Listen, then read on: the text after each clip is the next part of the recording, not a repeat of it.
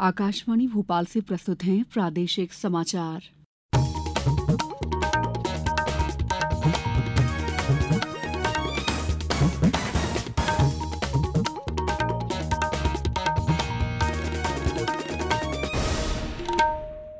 नमस्कार, समाचारों के साथ मैं दीपा सिंह।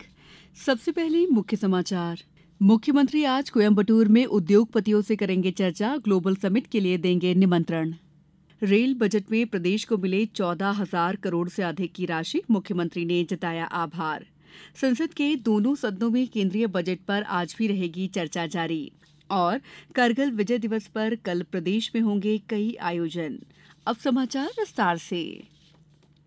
मुख्यमंत्री डॉ मोहन यादव ने कहा है कि दक्षिण भारतीय उद्योगपति मध्य प्रदेश में औद्योगिक इकाइयां आरंभ कर प्रदेश के द्वारा उद्योगपतियों को प्रदान की जा रही सहूलियतों का लाभ ले रहे। इससे मध्य प्रदेश के लोगों के लिए भी रोजगार के नवीन अवसर सृजित होंगे। मुख्यमंत्री डॉ यादव आज कोयम्बटूर में interactive session on investment opportunities in Madhya Pradesh का शुभारंभ करेंगे। इस सेशन में अब तक 700 से अधिक निवेशकों और उद्यमियों ने पंजीयन कराया है। ये आयोजन फरवरी 2025 में होने वाले invest Madhya Pradesh global investors summit के रोड टू GIS श्रृंखला का हिस्सा है। इन्वेस्ट MP इंटरैक्टिव सत्र में उद्योगपतियों को मध्य प्रदेश सरकार की निवेश प्रोत्साहन, नवाचार और सतत विकास की गतिविधियों की जानकारी देंगे।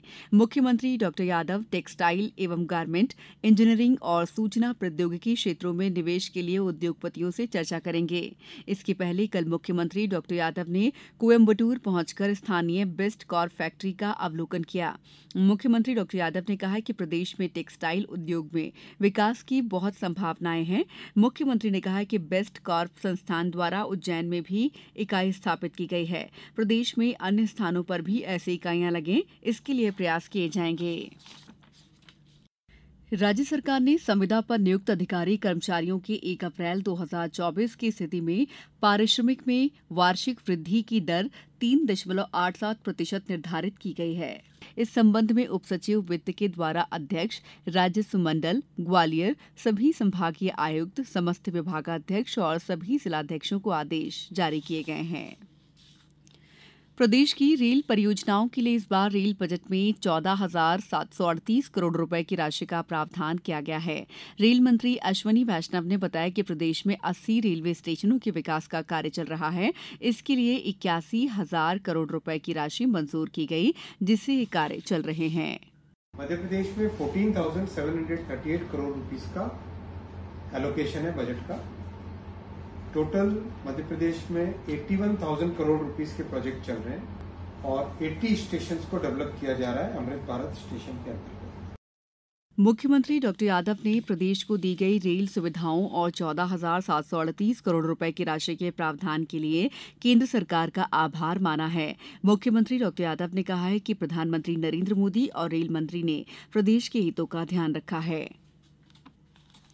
खेल एवं युवा कल्याण मंत्री विश्वास कैलाश सारंग ने कहा है कि खेल विभाग खिलाड़ियों को उच्च गुणवत्ता का प्रशिक्षण देकर उत्कृष्ट खिलाड़ी बनाने के काम के साथ साथ युवाओं को खेल मैदानों की ओर आकर्षित करने का भी काम करें। उन्होंने कहा है कि प्रदेश के हर कोने से खेल प्रतिभाओं की खोज कर उन्हें आगे बढ़ाएं। मंत्री श्री सारंग कल भोपाल के TT नगर स्टेडियम में खेल एवं युवा कल्याण विभाग के वरिष्ठ अधिकारियों और कोच के साथ स्पोर्ट्स अकादमियों की समीक्षा कर रहे थे। उन्होंने कहा है कि नए खिलाड़ियों को खोजकर उनके पालकों के साथ काउंसलिंग करने की दिशा में काम करने के लिए एक सेंटर बनाया जाए, ताकि बच्चे अपनी रुचि के अनुसार खेल का चयन कर अनुभवियों से मार्गदर्शन प्राप्त कर सकें। उन्होंने कहा कि प्रदेश का हर युवा खेलों से जुड़े, इसके लिए हर जिला एवं संभाग स्तर पर प्रशिक्षण शिविर आयोजित होने चाहिए। समाचारों में वक्त है ब्रेक का।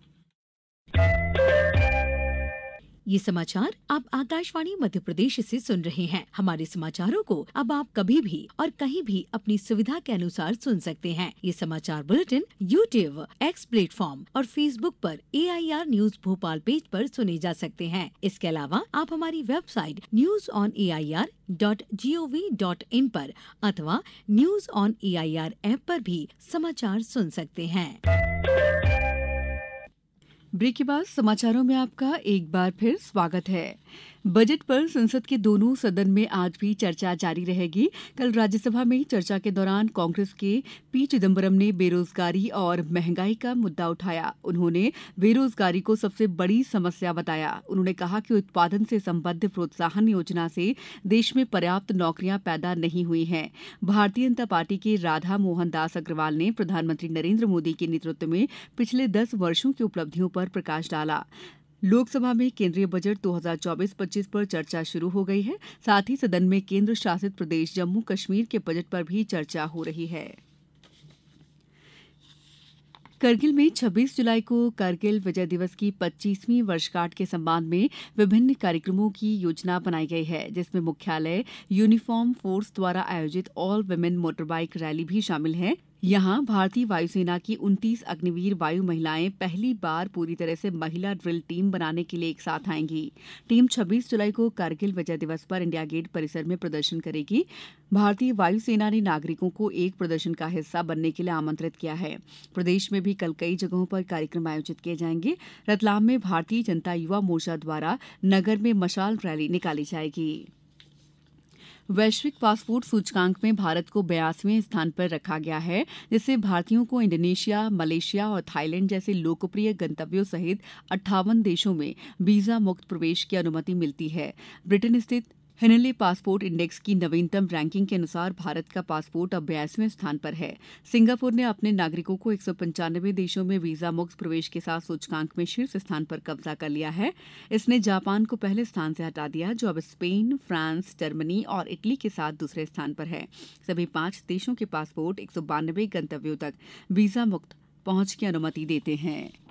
भारत आज से पेरिस ओलंपिक 2024 में अपने अभियान की शुरुआत करेगा।